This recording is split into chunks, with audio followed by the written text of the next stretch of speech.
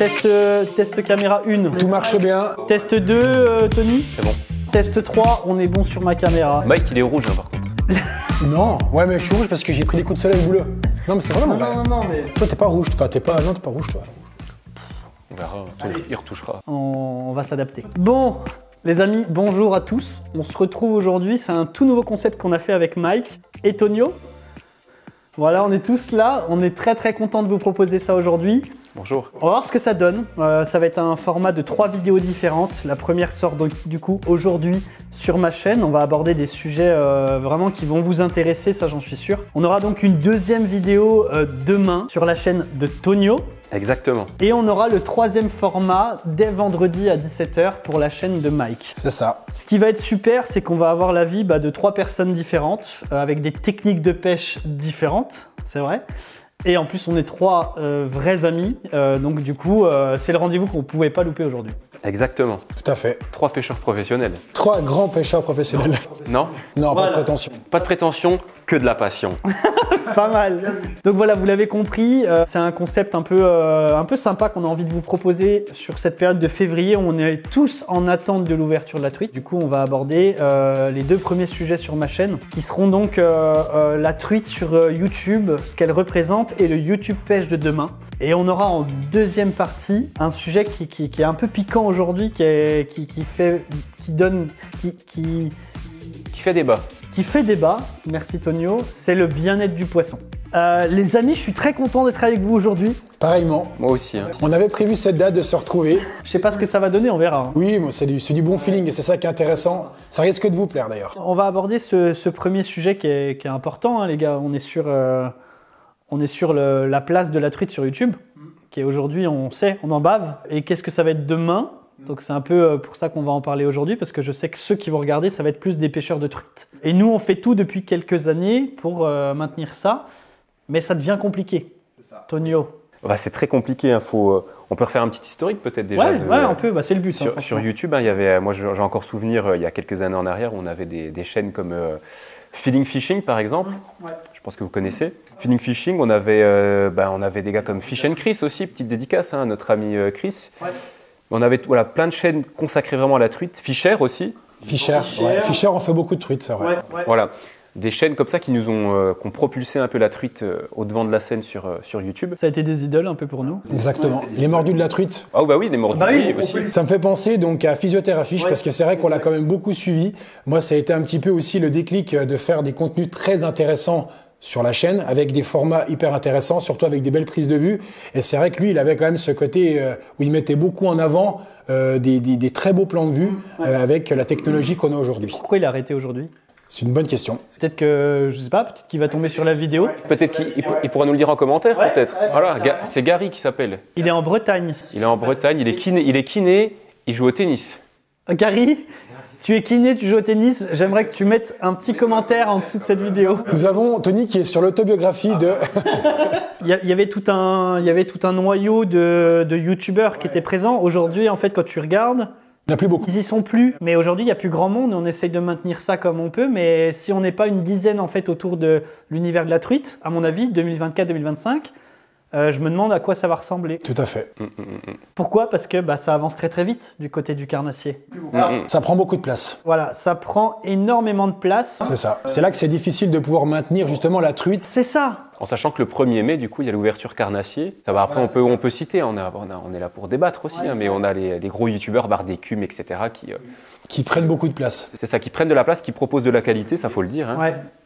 Vidéos de très bonne qualité, mais qui prennent une grosse place et qui ont mis le carnassier en avant, peut-être trop en avant aussi. Trop en avant, mais pour les jeunes, pour les générations actuelles. Et puis la truite, un petit peu aux oubliettes, malheureusement, mais nous, on a à cœur de remettre au devant de la scène. Alors, la question qu'on se pose, parce que c'est vrai que c'est intéressant ce qu'il dit, Tony, c'est que du côté du carnassier, ça avance très vite avec des qualités de vidéo qui sont très loin.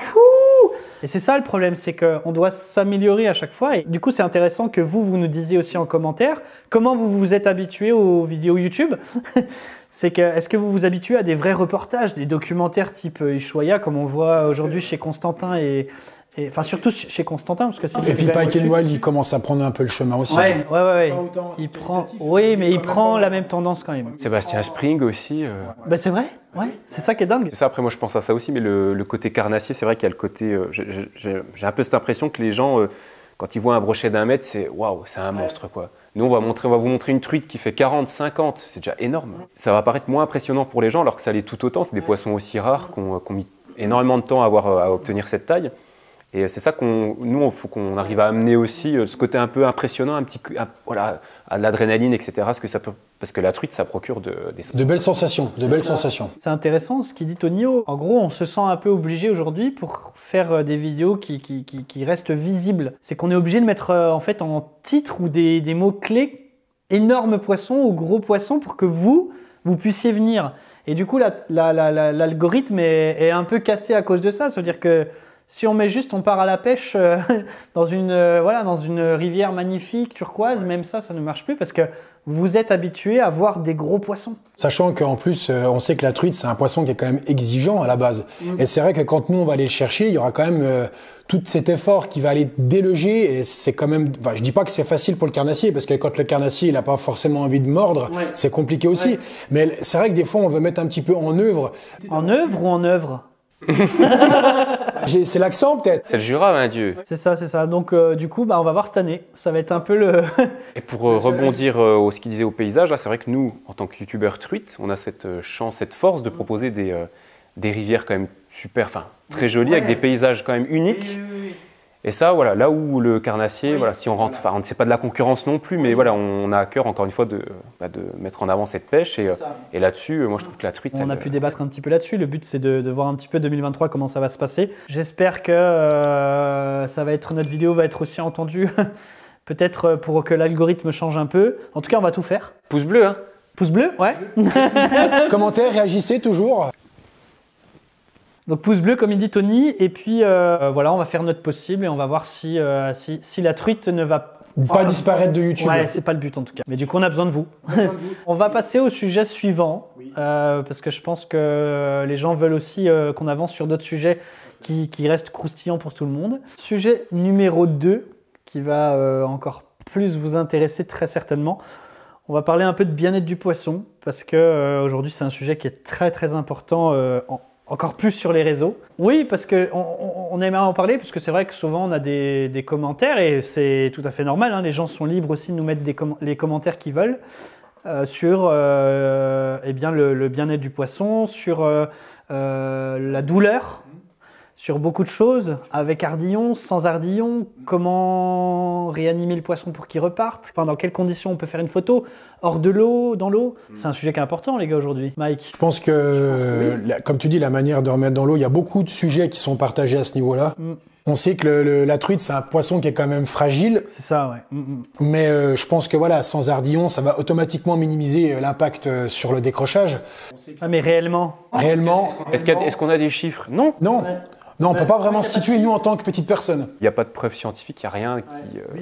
En fait, c'est vrai qu'on a une culture de no-kill, et il y a une culture également de avec ardillon, sans ardillon. Est-ce que réellement, le poisson, il est moins blessé sans ardillon qu'avec ardillon? Tout à fait.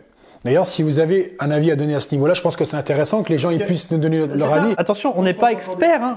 On est juste, on crée du contenu, on est pêcheurs passionnés. Mais on montre souvent les trophées de la truite, et c'est vrai qu'une truite de 60-65 cm, ça peut être presque la truite de sa vie. Donc automatiquement, on se dit que c'est quand même important d'immortaliser le moment avec une belle photo, mais encore une fois, tout en respectant le poisson.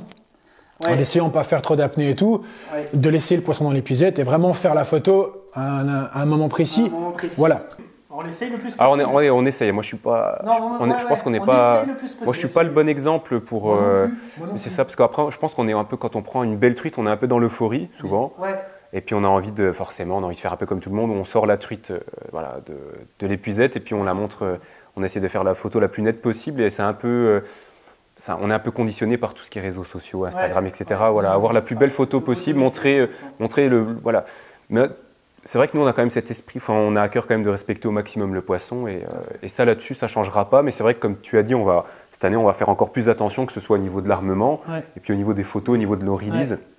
veiller à bien relâcher le poisson, le sortir au minimum hors de l'épuisette, quoi. Parce que c'est vrai qu'il y a un choc thermique entre la température de l'air et la température de l'eau. C'est vrai que l'ardillon, on en parlait souvent. Bon, je pense qu'on peut minimiser aussi le saignement, le fait d'avoir pas d'ardillon, que tu... Tu penses qu'une truite qui va avoir un hameçon sans ardillon au fond du gosier va être moins blessée qu'une truite avec un ardillon? Si ça vient vraiment à être, comme on dit, quand elle a coffré, quand c'est coffré, c'est compliqué, quoi, voilà. Ce serait peut-être plus si c'est pris au bord des lèvres, parce que c'est vrai que l'ardillon vient vraiment accrocher, ce qui facilite le non-décrochage, ni plus ni moins, quand il y a l'ardillon.